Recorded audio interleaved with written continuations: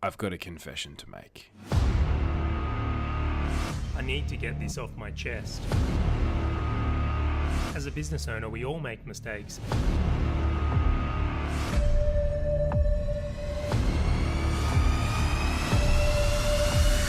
I've got to confess.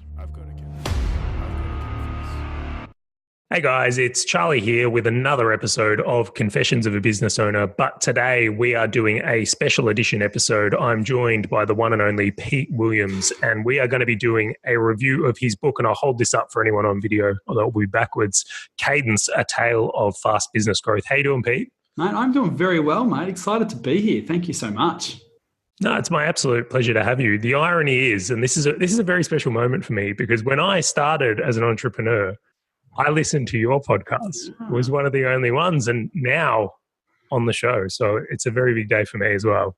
Appreciate it, mate. Thank you. It was you would have been one of the very first listeners. I think we started that show about 10 years ago now, I reckon. It would have been roughly. I haven't done an episode for quite a few years, but it was one of the first ones. And then we stopped publishing pretty much about a month before the podcast kind of revolution kicked in. So we missed the big wave.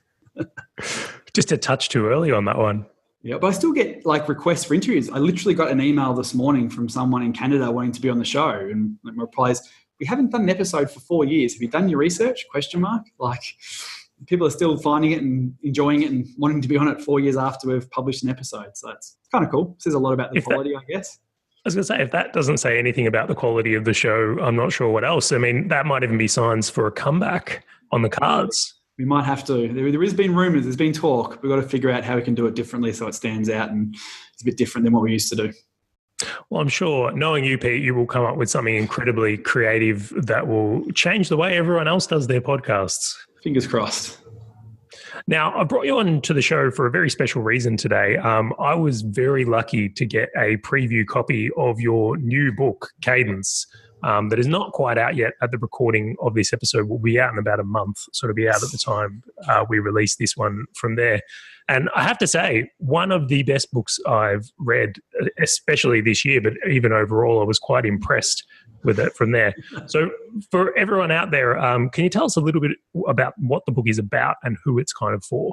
Yeah, sure. Well, someone said to me the other day, it's the business book for people who don't read business books, which I thought was a really cool little line to use. So I'm going to reuse it here.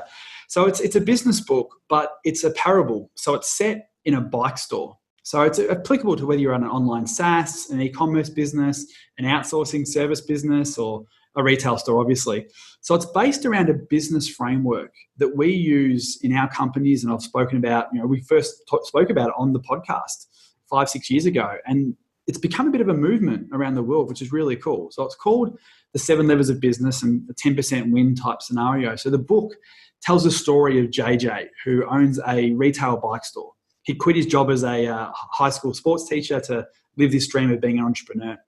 So he starts his business and it struggles along, and then he basically stumbles across this triathlete called Charlie, who basically teaches him this business framework whilst he's coached to his first Ironman triathlon. So it's based on a true story. When I did my first Ironman in the bike store, literally across the road from where we are. So it's based on that with a lot more kind of evidence, data, support, story, tales, everything in between to make it a really engaging read and get the lessons across in about a 2-hour read. It's pretty quick. Took me a bit longer than 2 hours. I must be a bit slow. Maybe it took me about 3. But right. In that, one of the things that I thought was very well put in this book was the use of analogies, meaning that the way you described the story along the way and the bike shop, and also even training for the Ironman event, were quite cleverly put together in a way that I think everyone can understand. So it was very, very well written. I really enjoyed the story of it just as much as the actual lessons. I can't take credit for that part though. So how the book started is Ryan Holiday of Trust Me, I'm Lying, and a whole bunch of great books. He helped me initially with sort of the original book plan. And it was going to be a traditional business book, think the lean startup type of feel. And we shopped that around and didn't quite get the audience we wanted in terms of, or the reaction we wanted from the publishers. I wrote a book about 10 years ago with a traditional mainstream publisher, and it just didn't work that well. So took that and ended up publishing it a different way. And it started out as still that nonfiction book. and I just wasn't enjoying the engagement the story or the book was coming up with. So pivoted that, threw it away, started again as this parable story, but found a ghostwriter who worked on one of my other favorite business books called Built to Sell by John Warrilow. It's another parable business book, but it's fantastic. So I found the editor who worked on that to help me kind of craft that narrative. I was able to sort of write the dialogue of the conversations because they were basically real conversations and all the main pieces. And she did a great job of weaving in that actual story element and the conversation on the way, which was, got the book to where it is today. Fantastic. And I think anyone who reads it will appreciate it as well. But I want to dive into, there was two concepts which I took a lot from and really enjoyed. One of which I've heard you speak on before, which is the 7 levers. Mm-hmm. So I really wanted to go through for people that hadn't heard it. What are the 7 levers? Yeah, well, I think there's 2 elements. There's the 7 levers, and then there's the power of compound marketing or 10% wins. So in any business, whether you're that retail bike store, you have an online e-commerce store, whatever it might be, there are 7 drivers to profit in your business. And once you identify those, it's a good starting point for growth. And then this is where 10% wins kicks in. So we can talk about that later. But the first thing is identifying what is it that drives profit. So you've got suspects. These are the people who walk into your retail store, come to your website, whatever it might be. The next lever is prospects. What percentages of those suspects actually put up their hand and show you that they're generally interested in becoming a prospective customer? So they might try on a pair of shoes. They might go into the change room and try a dress. They might take up your free trial for your SaaS, download your lead magnet. There's a massive distinction between suspects and prospects, obviously. Then you've got conversions. What percentage of those prospects then open their wallet and transact with you? You've got your average item price. So what is it that you sell across your range of products? What's the average price of that? What's your average items per sale? In that when they buy the pair of shoes, do they buy a pair of socks? Do they buy the hamburger and would you like fries with that? Do they take your upsells? Are you offering upsells? What is your average items per transaction? Then you've got your transactions per customer. How often do they come back and spend that sort of money with you again and again and again? And finally, you've got your margins. What do you actually keep in your back pocket? So we figured out early in our business, we were almost neglecting some of those. We kind of, in theory, knew about them, but we were neglecting a lot of them. And that was a massive turning point for us. But then when we sat down and went, okay, now we know the drivers of profit. If we want to actually double our business, what do we need to do? And obviously, a lot of people are like, oh, just double your suspects. Get more people at the top of the funnel. Get more people at the top, everything filters down. And absolutely. It's true, but it's hard. Try and double anything. It is massively hard. Everyone sort of had that swing for the fences moment and the regret for like, yeah, that didn't work. I'll try again. Yeah, that didn't work. But if you actually look at this and say, okay, if I just improve each of those 7 levers in isolation by just 10%, the compound effect is actually the doubling of your business. So increasing your traffic by 10%, going from 1,000 visitors a week to 1,100, going from a conversion rate of 14% to 15.4%, just a 10% boost, getting your average transactions per customer from 1.1 to 1.21. Very small incremental gains add up to the compound result of a doubled profit. And that's the massive wins here. That's the real benefit of this framework as a roadmap to follow. Yeah, it really creates a focus point of like how to actually do it. It's like, what do we actually look at as a business owner when we've got so many distractions? How do we break it down? Simplicity. One thing I want to throw on top though is like, because I'd heard the 7 levers, I was almost expecting them in the book, but there was a chapter that you wrote towards the end, which I won't give away. I want you guys to enjoy the story. But I never had anticipated the idea of using them as a filter to decide what we shouldn't be doing. Yes. So I thought that was incredibly clever. Yeah, it's a very different take on it because I think so many business owners, they open up their doors, they start their day without a framework of what to focus on and also what not to focus on. How do you stop distractions? How do you, not get sucked into that webinar that teaches you how to make money with webinars and then try and figure out how to use a webinar when you're selling accounting services, or like so many people get caught up in that silver bullet chasing the greatest tool thing that, well, does it apply to your business? Do you need social media? Do you need this tool? Do you need that tactic? And it's a way to keep your strategy on point, I guess. Yeah, and I thought that was very well articulated in the book. Really enjoyed that chapter. Like I took it away from there. The other side of things, which I was really happy about from here, is what we kind of took from it. And I'm hoping people will take this from a hint as well. Is how you incorporated using your team to help identify the 7 lever areas and how they could be used for incremental gains. Actually made it to our quarterly planning. Awesome. Bring that in. But do you use your team to create the 7 levers in your business, or how they could apply tactics to them? Absolutely, we do that. We run something that we didn't really cover in the book, but I'll share the process here really quickly. The way we do it is we go, okay, every month we're going to work on a different lever within a business group. So we go, okay, this month is our prospect month. We're going to try and work out a new way to get another 10% win in our prospects.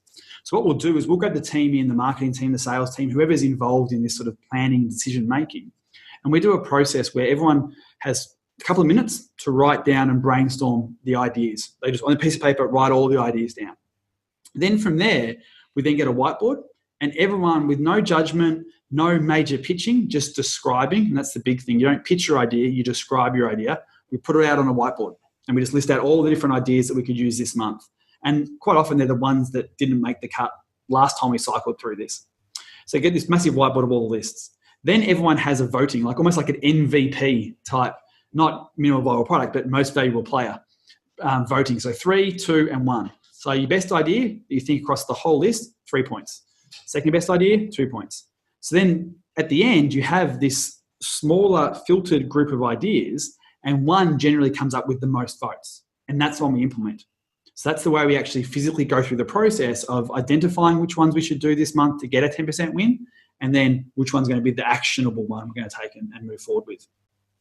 I love that. I think that's a very viable strategy for not only just good culture and involvement, but to actually get the best ideas moving through and executed together. And that can apply for anything, whether you're doing it to figure out what 10% win you want in your 7 levers this month, or whether it's just an idea generation or it's a tactic in the business. It's a really great way to sort of, everyone gets the same vote.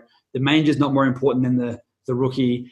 Everyone's vote applies, and it's not the most persuasive person who initially gets their idea through, because there is no pitching. You can't sort of really pitch why you like the idea. You just got to define it and describe it and leave it very succinct, and it seems to bubble up fairness and great results. I think it's a really big win there. Now, one of the things I think is interesting in this, and this is what I wanted to ask you, is you're quite the talented entrepreneur and got a high level of skill. Well, I'll say it from there. You're up there, Pete. You're doing some really cool things.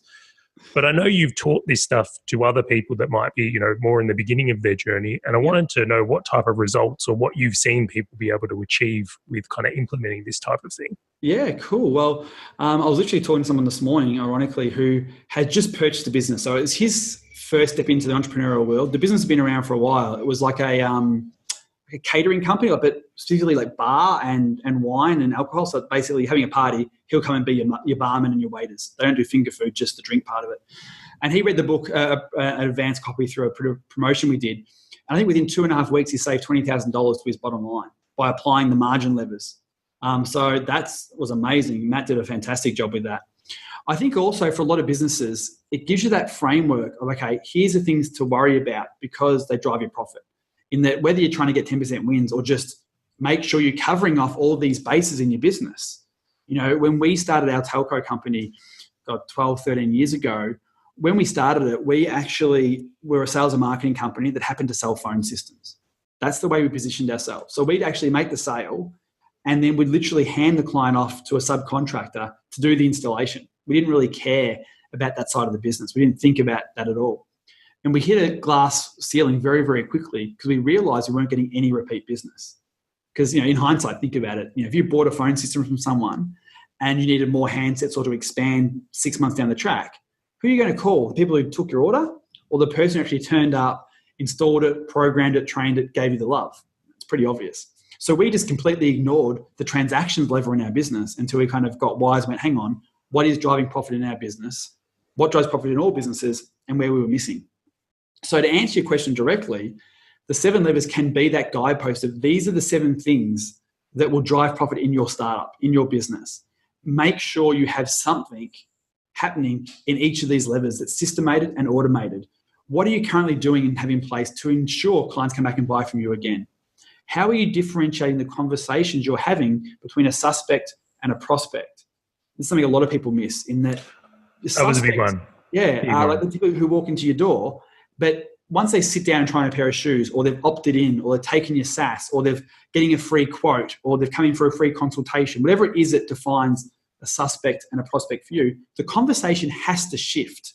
And making aware of what is that micro commitment that those suspects take before committing to prove they're a prospect. Getting clear on that is another thing that startups often lack and miss, and that makes a massive shift in a business once you clearly identify what they are and just continue to work them in your startup phase. Well, like we all do, is when I do in my house, I should say, is like I read the book and then I was excited by it, and then I made my partner read the book. I was like, oh my God, you've got to read this book. Well, not buy another one, just read it. Oh, it cost me a sale. Absolutely. Well, there's a transaction lost. We need to work on our lever there. But that was her biggest takeaway. That awesome. Distinction between prospect and suspect was awesome. The thing she's taken the most value from. And I think a lot of people who read the book will certainly agree. Yeah, brilliant. Yeah, I think that's a big one that people don't identify enough. Yeah, I absolutely agree with that. So one of the questions I wanted to ask is in the book, when you're talking about the 7 levers approach, it's like you've picked specifically like work on 1 lever per month is kind of the guideline you give people. Absolutely. I wanted to know why 1, why not 2, why not 3? Like why specifically 1 lever at a time? Focus, I think. It really is. It's about giving you focus and direction.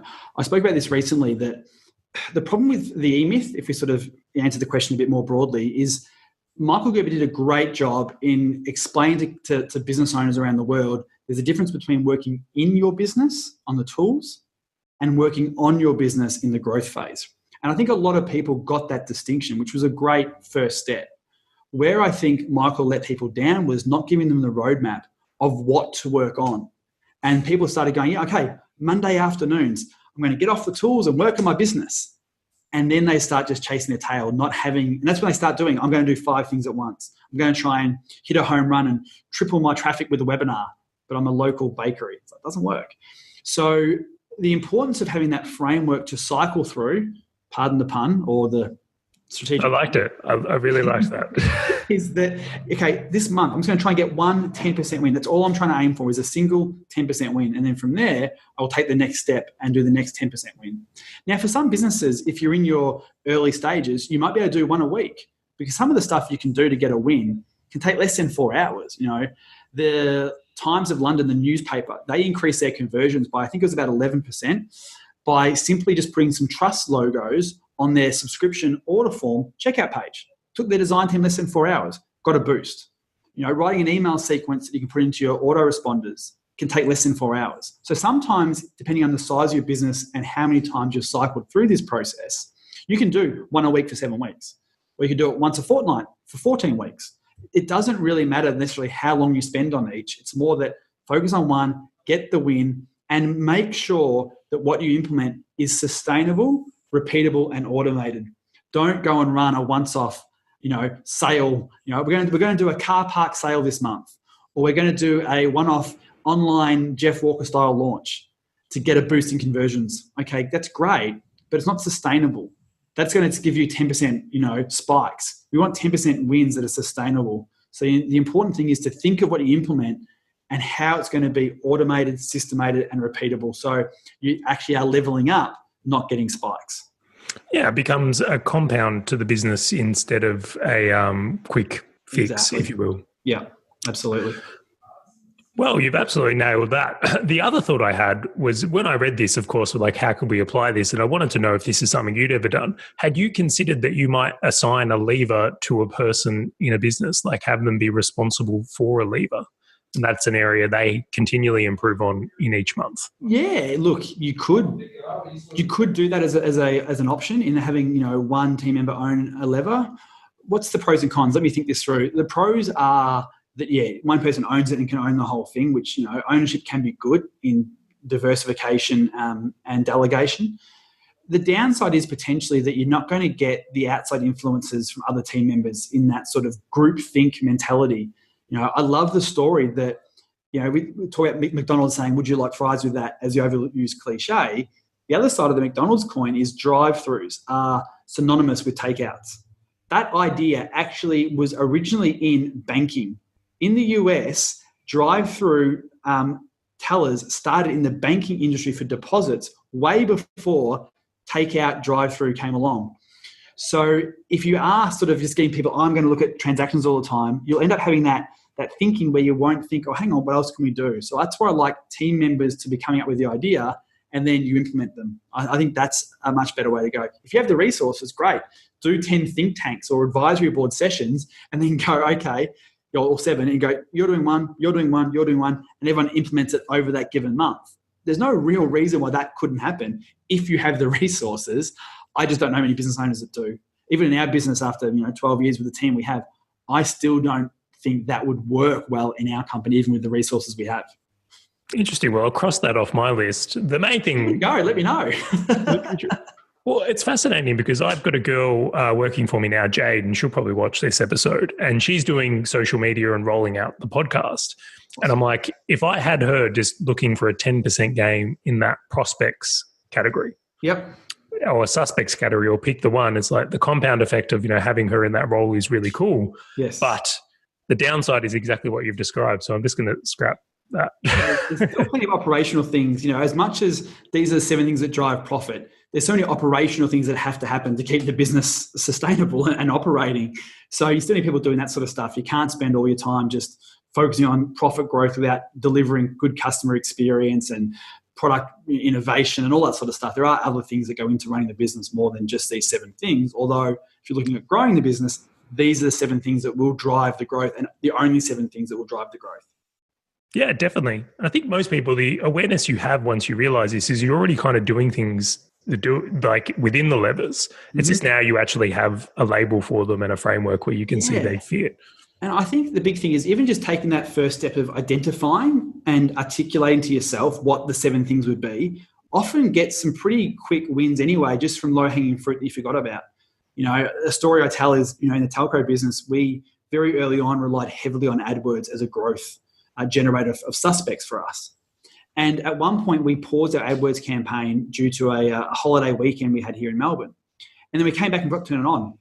So we left it off for weeks until we actually were literally cycling back through and went, why is suspect suddenly taking a dip? Oh, crap, we left this off. And there's so many people that I hear who have implemented these 7 levers in their business as the movement's growing. They've gone, just by articulating this, we didn't realize that the credit card on our MailChimp account actually expired and our automatic emails to generate repeat business hadn't been going out for 3 weeks or 3 months, or that we weren't managing our staff, that we trained them when they came on, they forgot to ask, would you like fries with that? It's amazing how many things you think are happening in your business actually aren't because of neglect and non-attention almost. So just the first time identifying stuff before you even get creative and have those team meetings with ideas, you actually can get some wins just by effectively turning off the losses that you're unaware of. Absolutely. And one of the things I thought about as well is that how easy it's become to track a lot of these. Like with technology, it's like bringing this forward has become easier than ever. I know you love your dashboards. It's become certainly something I'm very fond of these days. Yeah, absolutely. And all of this can be tracked, particularly with online business. Your suspects can be your web traffic. Your prospects are your opt-ins or new email subscribers or free trial subscribers. Conversions of your sale, average item price, pull it out of your Xero or online banking, transactions per customer. Again, a lot of that sort of stuff can be all automated and pulled out into a dashboard very, very easily. Yeah, and one of the examples you use in the book is you can get automatic door counters these days if you have a retail shop. So you're not counting heads. So the technology has made this super easy to implement. Absolutely. And there's no excuse for a business to not be able to track this and have this as, we talk about vanity metrics a lot in terms of, stats that don't really matter. These are the 7 things that drive the profit. If you don't know what they are and you're not tracking them, your head's in the sand and you're doing yourself, your shareholders, your staff, even your family a disservice, because generally businesses are there to generate a profit to help family life and enjoyment. So get on it. Absolutely. Now, I want to ask you one last question here. When, let's say someone comes in and they read the book and they go, look, I love this 7 levers philosophy and I want to get started with it. What's the number one struggle you see or the hard point for anyone who's getting started with this, and what advice would you give them on getting through that? Good question. I think prior to the book, it was how do I start and where do I go? And in the book, we talk about this 6 C's process of getting started. I'll leave that for another conversation or for the book itself. I think that's helped a lot of people in just taking that first step of, okay, getting clear about what the 7 levers are for your business, and then just making the discipline of, okay, I'm going to work on this level once a month for 7 months. I'm going to cycle back through. It's a discipline of action. And I think, the roadmap, having a framework, it gives you that discipline that you may have wanted from the E-Myth or something else. And it's helpful there, but it's just that let's get started. Let's identify what they are for me. And then I'm going to work once a month diligently to only get a 10% win. And keeping your hand on the handbrake or your foot on the foot brake to go, I don't need to double anything. I think the resistance is great for a lot of people because they've read the sales letters. They've been indoctrinated that you need to get 10,000 new email addresses this month to grow. We need to double your traffic, or your conversion rate needs to be at 40% to grow. And it's like, no. No matter where you are today, if you just want to double your profit, 10% wins. So many people go, oh, that AdWords campaign that I tried a couple of years ago, we only sort of got a 8% boost in our traffic. So we didn't bother with it anymore because it didn't make a significant enough difference. And they saw that as a failure historically. When they go through the 7 levers and the cadence and that sort of stuff, they go, I can reframe that failure into actually something that would have been successful if I kept doing it. And if I, worked through all the levers, I would have had that compounding result. So I think it's that acceptance that 10% is actually a fantastic result and is the goal. It's no longer trying to 2x or 10x stuff. Everyone's like 10x growth. It's like, no, let's just start and scale up and compound up. That's how life and business growth really works. Yeah, and I think as business owners as well, is like we like to feel progress. Yes. And it's like, I think this framework and methodology and philosophy, if you will, really enables that feeling of like we're on track, we're achieving something, we feel gains, rather than just trying to, alley-oops and home runs. That's it. Spot on.